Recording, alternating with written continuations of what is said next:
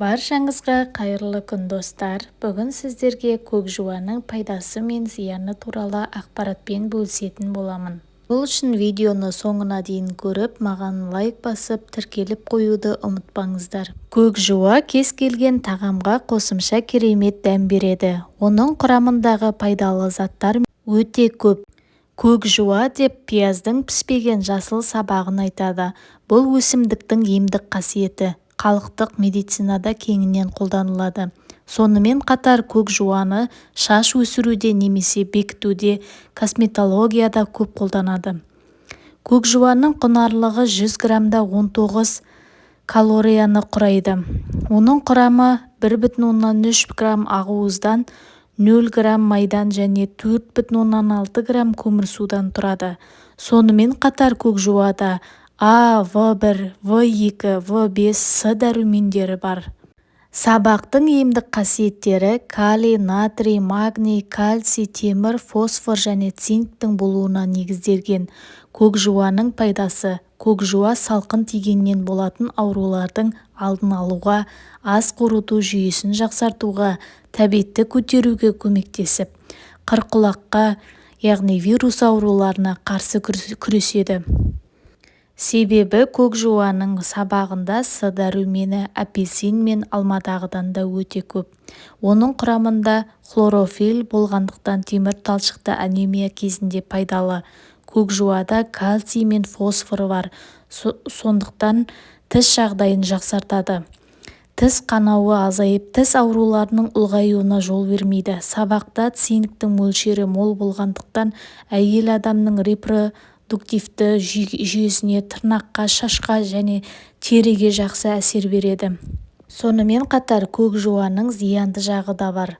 Егер асқазаныңыз бен ішектеріңіз ауырса, көкжуаны көп қолданбаған жөн. Көкжуаны көп мөлшерде жеу артериал қысымды жоғарылатуы мүмкін. Бұл көкжуаны мүлде жемеу керек деген сөз емес. Тек көп мөлшерде қолданбаңыз. Пайдалы заттар көкжуаның ақ сабағында және 10 сантиметрге дейін бөлігінде өте көп болады. Өсімдік ағзаға жақсы әсер ету үшін оны қолданар алдында аздап тұздап және оған өсімдік майын қосқан жөн. Көкжуаны сатып алар алдында оның қатты әрі ақ жуашығына мән беріңіз. Сабағының қою жасыл болғаны жақсы. Көкжуаның пішіні аса үлкен түрін алмаңыз. Оның сабағының ұшы құрғақ болмауы керек. Тоңазытқышта бөлек контейнерде жақсы сақталады. Бірақ туралмаған күйінде, егер оны тамырымен алсаңыз, тамырын ылғал дәкеге орап, жоғарғы жағын полиэтиленді пакетке салып қойыңыз. Пияз бен сарымсақ бір-біріне ұқсас өсімдіктер және екеуі де иісі бірден білінетін күкірті бар компоненттерге бай.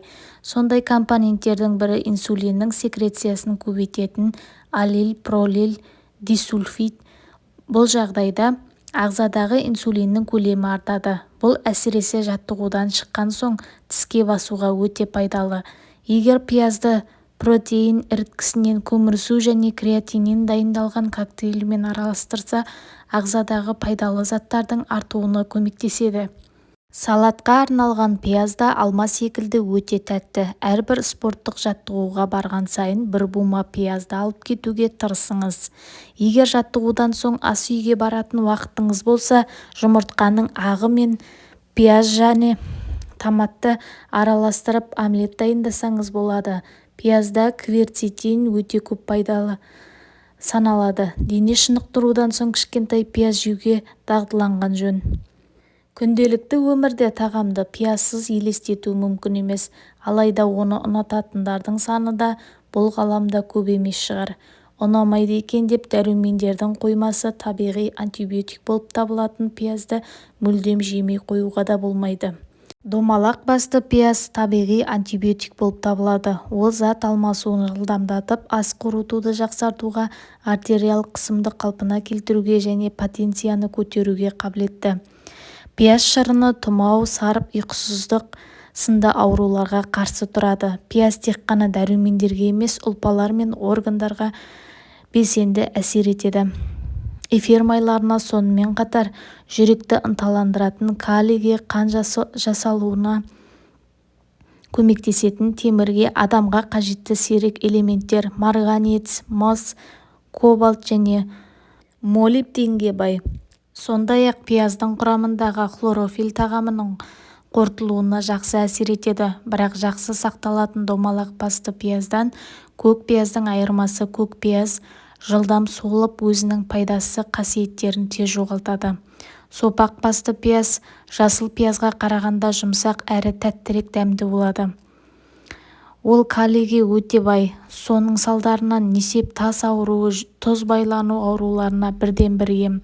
А, С, В1 және В2, Р дәрумендеріне бай. Пайдалы екен деп пиязды шамадан тыс қолдануға да болмайды. Пайда бар жерде кесел де бар екен ұмытпаңыз.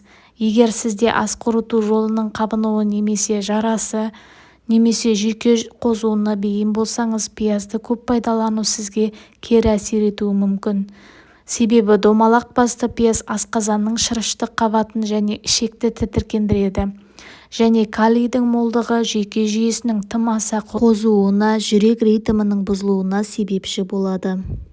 Сондай-ақ пияздың емдік қасиеті де бар. Пияздың балымен араластырылған суы ангинаға жақсы көмектеседі. Ол үшін қоспаны күніне 2-3 реттен ішіп отыру керек. Жарақат алған жағдайда пияз сол жерді залалсыздандырушы ретінде де қолданылады. Пияз әсіресе суды жақсы тазалайды. Ыдыстағы суға оның бір түйірін салып жіберсе, судың жаман дәмін алады.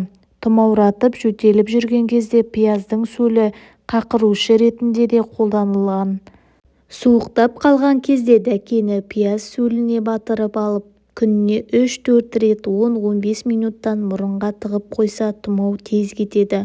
Әдетте кішкентай балалардың бірқатарында аскарида болатыны белгілі. Сондай жағдайда бұрынғылар бірі бас пиязды ұсақтап турап, бір стақан ыстық суға 10-12 сағат бұқтырып қойып, 3-4 күн бойы аш қарынға ішкізетін болған. Бір айта кетерлік нәрсе, бүйрек, бауыр, жүрек ауруы бар адамдардың пиязды абайлап қолданғаны жөн. Тағы бір айта кететін пияздың пайдасы. Сонымен қатар пияз жеуді әдетке айналдырған жақсы, әсіресе қандағы қантты азайтуға көмектеседі. Пияздың қандағы қантты азайтуға келгенде пайдасы көп. Қанда глюкоза көбейіп кетсе, адам диабетке шалдығуы мүмкін. Инсулин гормоны дұрыс бөлінбей, ағзада ақау болады. Міне, пияз осының бәрінің алдын алады. Қандағы қантты азайтады.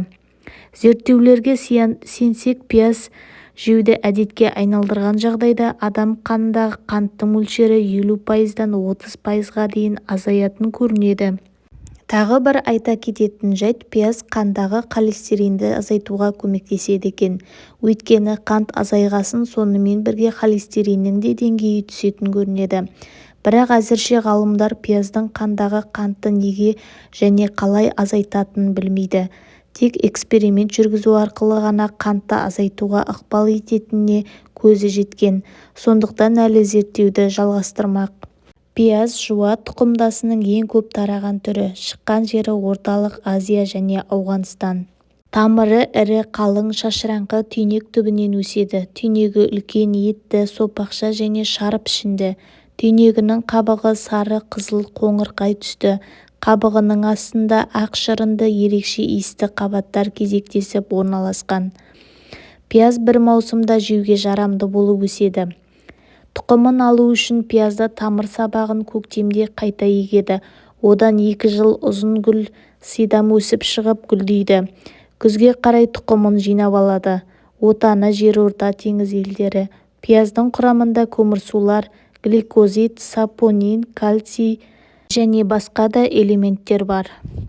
Ғалымдардың зерттеуінше, көк пияздың талшықтарында оның өзіне қарағанда дәрумендер көп болады екен. Көктемде ағзадағы витаминдер жетіспей жатқан кезде оны көптеп тұтынған абзал. Оның 100 грамм талшығында ересек адамға қажетті аскорбин қышқылдарының бірі 1 күндік нормасы бар. Сондай-ақ құрамына В дәрумені мен каротин де кіреді. Көк пияздың пайдалы қасиеттерінің бірі ол вирустық инфекциялардан қорғай алады. Өйткені оның құрамында фитонцидтер бар. Көк пияз қосылған салат, яғни өткір респираторлық аурулардан және тұмаулардан сақтайды. Сонымен қатар көкпиязда хлорофилл болады. Ол қанның түзілуіне пайдалы. Бұдан бөлек оның жас талшықтары адамның тәбетін ашып, кез келген астың дәмін кіргізеді.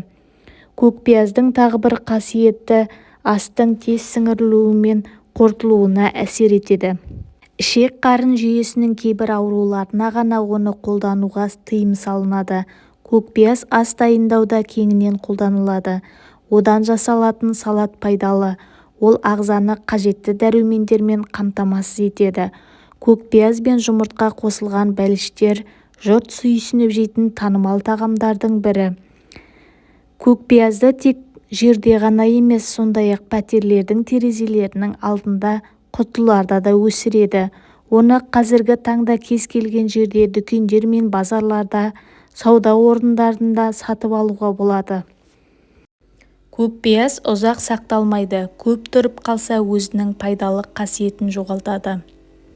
Пияз артық майдан арылуға көмектесетін көкөніс. Пияз өсіретін жылыжайда жұмыс істейтін адамдардың тұмау індеті кезінде тұмаумен ауырмайтыны байқалған. Иммунитетіңізді күшейтіп, суық тимес үшін күніне жарты пияз жеу керек. Пияздың ара сона шаққанда ауырсынуды басатын әсері бар. Ол үшін шаққан жерге бірден пияз шырынын жағып қойсаңыз жеткілікті.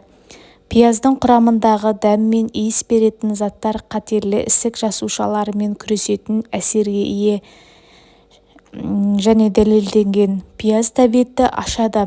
Оған қоса астың сіңімділігі арттырып, ағзаның жұқпалы ауруларға төтеп беруіне септігін тигізеді.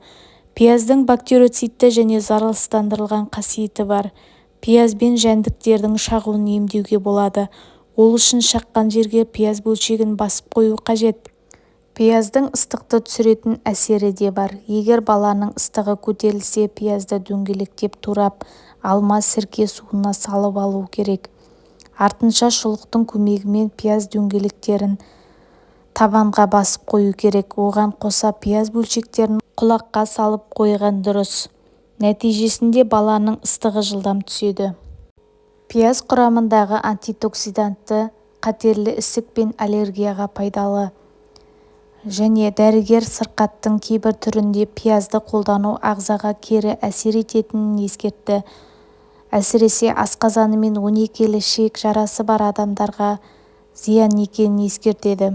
Пияз турағанда біз неге жылаймыз? Себебі бұның пияздан бөлінетін энзимдердің құрамында күкірті бар амин қышқылдармен араласу кезінде түзілетін сульфон қышқылының жұмысы. Олар шашты, қабықты және жас бездерін тітіркендіреді және бұл жас тамыршаларының бөлінуіне әкеліп соғады. Егер ақжелкенді немесе қуырылған кофе дәнін шайнасаңыз, бұл ұнамсыз құбылыс жоғалады. Жалпы пияздың аю пияз және жабайы пияз, жеңіс пиязы деген түрлері бар. Аю пияз бізде кездеспейді. Жеңіс пиязы Орал, Ақтөбе өңірлерінде өсіріледі. Дәміне қарай пияз, ащы пияз, жартылай ащы пияз және тәтті пияз болып бөлінеді. Аспаздар мен мамандар пиязды басты пияз, батон пияз, корей пияз, шнит пияз, шалот және тағы да басқа да атаулармен сорттап жатады. Басты пияз түйнегінде белок, клетка қабығы және минералды тұздар бар. Сорттары ащы, жартылай ащы, тәтті. Батон пияз, оның татарка, қыстық құмдық деген атауын жақсы білеміз. Тамаққа негізінен сабақтарын пайдаланады. Каратал пиязы, оның жапырақтары ұзын, жалпақ, жасыл, сабақтары жуан. Батон пияз тамаққа негізінен сабақтарын пайдаланады. Олар түрі мен дәмдік қасиеті жағынан басты пияздың сабағына ұқсайды, бірақ олардың біршамасы ірілеу. Батон пияздың кейбір түрлері сабақтарында С витаминінің мол болуымен ерекшеленеді. Тарылу аймағы да өте кең. Ол аязға берік күй талғамайды. Қыста ашық жерде және ұстауға ерте піседі. Батон пияздың алғашқы көк сабақтарын ортаңғы белдеуге апрельдің аяғы майлық басында жинайды. Көк сабақтарды жаз бойы бірнеше рет кесіп алады.